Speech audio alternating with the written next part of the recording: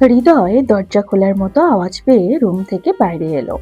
মনে মনে ভাবলো, এত রাতে আবার কে দরজা খুললো। কিন্তু বাইরে আসার পর হৃদয় কাউকেই দেখতে পেল না। তাই রুমে এসে আবার শুয়ে পড়ল। আরিশা হৃদয়ের রুমের দিকে তাকিয়ে মুচকি হাসলো। তারপর নিঃশব্দে দরজা খুলে বাইরে চলে এলো। গেটের দারোয়ান চেয়ারে হেলান দিয়ে হাঁ করে ঘুমাচ্ছে। আরিশা দরজা খুলে বেরিয়ে পড়ল। কেউ কিচ্ছু বুঝতে পারল না। আরিশা নির্জন রাস্তা দিয়ে হেঁটে চলেছে অজানা কোনো গন্তব্যের উদ্দেশ্যে। দোতলার একটা রুমের জানালা বরাবর একটি গাছ। সে গাছের ডালে বসে আছে আরিশা। এক মনে জানালার ভিতরে থাকা মানুষটির দিকে তাকিয়ে আছে। মানুষটি বেঘরে ঘুমাচ্ছে তার স্ত্রীকে নিয়ে।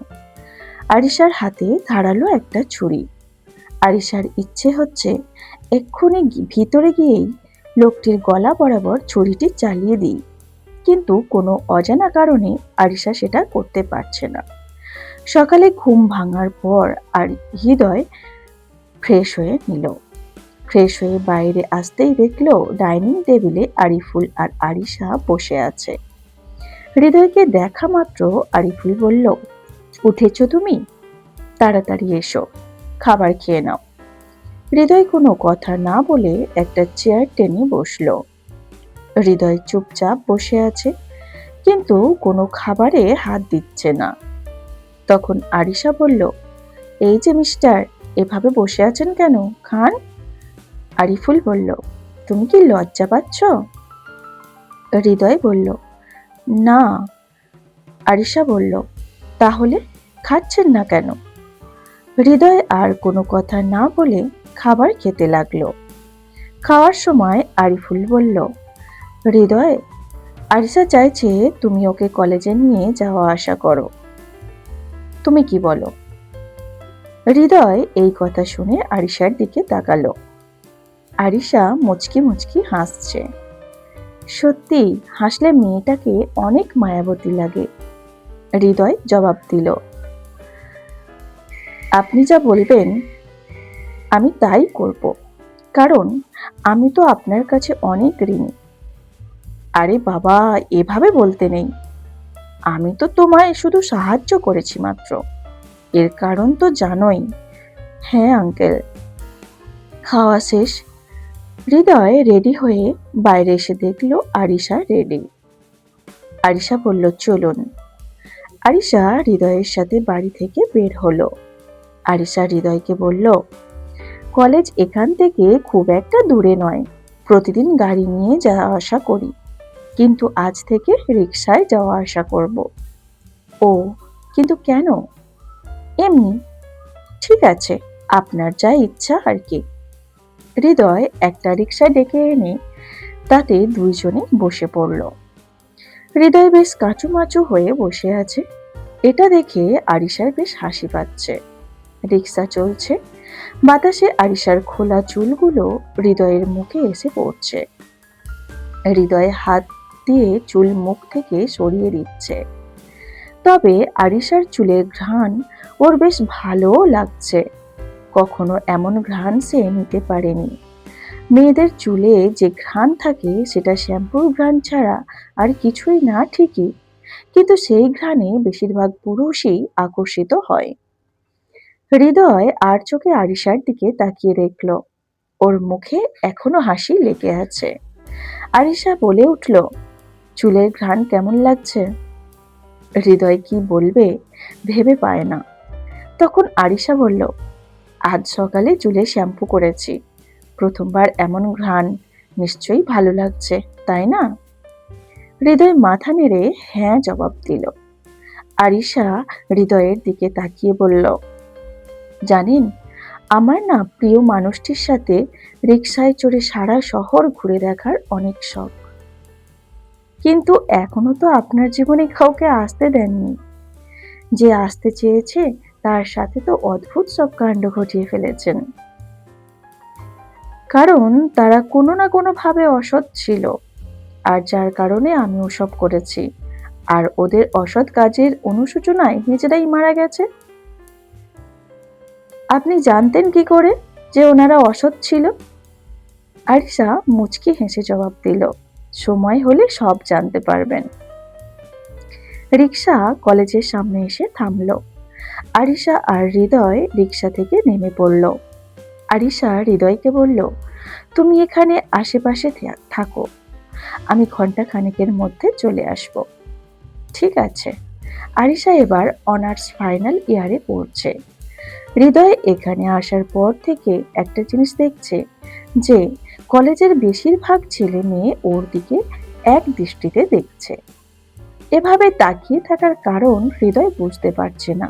মনে মনে ভাবছে, একটা মেয়ের সাথে একটা ছেলেকে দেখলে সবার এভাবে তাকিয়ে থাকা স্বাভাবিক। কিন্তু ব্যাপারটা দিন দিন হৃদয়ের কাছে অস্বাভাবিক লাগতে শুরু করলো। যখন দেখলো বেশ কয়েকদিন কেটে যাওয়ার পরও মানুষের এভাবে তাকিয়ে থাকার ব্যাপারটা পরিবর্তন হয়নি, এবার হৃদয়ের কাছে ব্যাপারটা বেশ রহস্যময় লাগছে। হৃদয় গিয়ে কলেজের মধ্যে থাকা একটি গাছের নিচে বসলো। সেখানে বসে থেকে হৃদয় দেখলো ওর থেকে বেশ দূরে দাঁড়িয়ে আছে একজন ছেলে আর একজন মেয়ে। ছেলেটি হৃদয়ের দিকে হাত ইশারা করে মেয়েটিকে কি যেন বলছে। ছেলেটির বলা শেষ হওয়া মাত্রই মেয়েটি হৃদয়ের দিকে এগিয়ে আসতে থাকলো। মেয়েটি হৃদয়ের সামনে এসে বলল, ভাই, আপনাকে একটা কথা জিজ্ঞাসা করতে পারি? হ্যাঁ। আরিশা, মেয়েটি আপনার কে হয়? হৃদয় কি জবাব দেবে বুঝতেই পারছিল না। তখন মেয়েটি বলল, সত্যি ব্যাপারটা কেমন যেন অদ্ভুত লাগছে আমার। কোন ব্যাপার? যে মেয়েটা কোনো ছেলেকে সহ্য করতে পারতো না, সে কিনা আজ একটা ছেলের সাথে পাশাপাশি বসে একসাথে কলেজে আসছে। আবার মেয়েটির মুখেও বেশ হাসি হাসি ভাব। তাই জিজ্ঞাসা করলাম, আপনি সম্পর্কে আরিশার কে হন? আমি যেই হই না কেন সেটা আপাতত বলা যাবে না। আপনি একটা কথা বলুন তো। কি? আরিশা কি প্রথম থেকে ছেলেদের সহ্য করতে পারতো না? না না, এমন নয়। আরিশা তো 2 বছর যাবৎ এমন হয়েছে। আগে তো ওর বেশ কয়েকটা ছেলে বন্ধুও ছিল, কিন্তু 2 বছর আগে কলেজ থেকে আমরা কয়েকজন মিলে একটা পিকনিকে গিয়েছিলাম দূরে পাহাড়ি এলাকায়।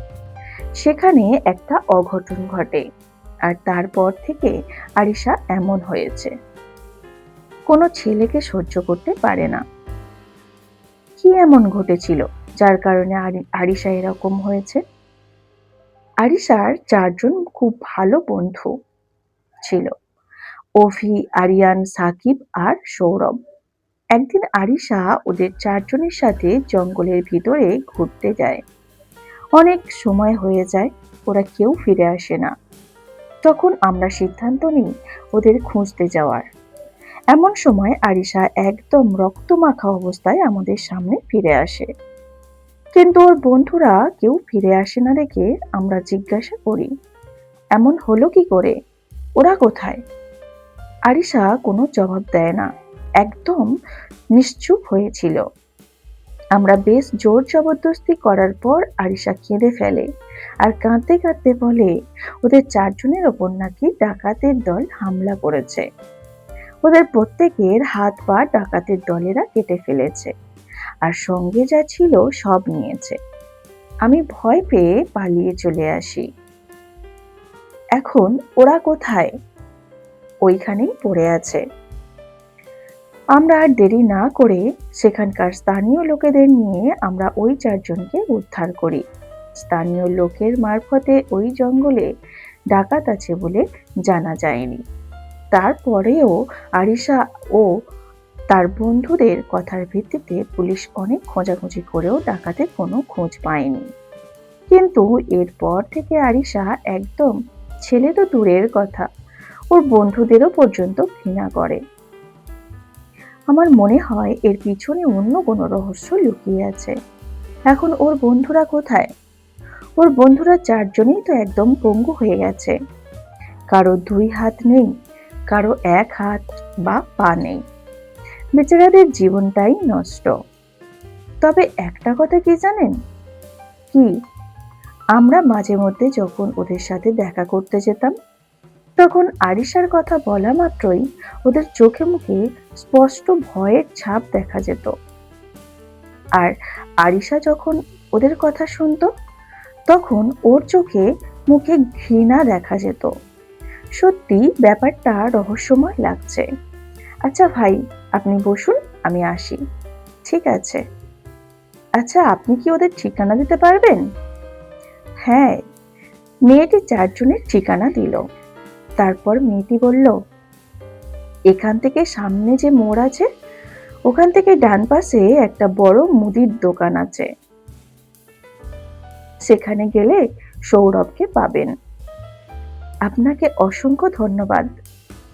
মেয়েটি চলে গেল। হৃদয় ঘড়ির দিকে দেখে মনে মনে ভাবল, আরিশার আসতে এখনো বেশ কিছু সময় লাগবে। এই সুযোগে সৌরভের সাথে দেখা করে আসলে মন্দ হয় না। হৃদয় মনে মনে ভাবছে, যদি ডাকাতেরা ওই চারজনের ক্ষতি করে থাকে তাহলে ওরা আরিশার কথা শুনে ভয় পাবে কেন? আবার ওরা যদি আরিশার ভালো বন্ধু হয়ে থাকে তাহলে ওদের কথা শুনে আরিশার ঘৃণা করবে কেন? সব জানতে হবে। হৃদয় সৌরভের দোকানের সামনে এসে দাঁড়ালো। দেখলো সৌরভের ডান হাত নেই। হৃদয়কে দেখে সৌরভ বলল, ভাই কিছু লাগবে? হৃদয় একবার এদিক ওদিক তাকিয়ে সৌরভের কাছে এসে বলল, আপনি তো সৌরভ, তাই না? হ্যাঁ ভাই, আপনাকে কিছু জিজ্ঞাসা করতে চাই। করুন। আজ থেকে 2 বছর আগে ওই জঙ্গলে কি ঘটেছিল? সত্যিটা বলবেন। আমার যতটা মনে হয় ডাকাত আপনাদের এই অবস্থা করেনি। হৃদয়ের কথায় সৌরভের চোখে মুখে ভয়ের ছাপ ফুটে উঠল। একটু চুপ থেকে সৌরভ বলল, প্লিজ ভাই, আপনি আমায় এই ব্যাপারে কিছু জিজ্ঞাসা করবেন না। যা হয়েছে আমি আর মনে করতে চাই না। প্লিজ আপনি চলে যান। ভয় পাবেন না ভাই, কিছু তো বলুন। না, আমি কিছু বলবো না, আপনি চলে যান এখান থেকে। হৃদয় আর কোনো কথা না বলে কলেজের দিকে যেতে লাগলো। হৃদয় এখনো বুঝতে পারছে না এরা কেন আরিশাকে ভয় পায়। আসলে সেদিন ঘটেছিল কি, আর আরিশাই বা সেই ঘটনার সাথে ছেলেদের ঘৃণা করার কারণ কি? আরিশা ক্লাস থেকে বের হয়ে হৃদয়ের সাথে কথা বলা মেয়েটির সামনে এসে দাঁড়ালো। মেয়েটি আরিশাকে জিজ্ঞাসা করলো, কি রে, কেমন আছিস?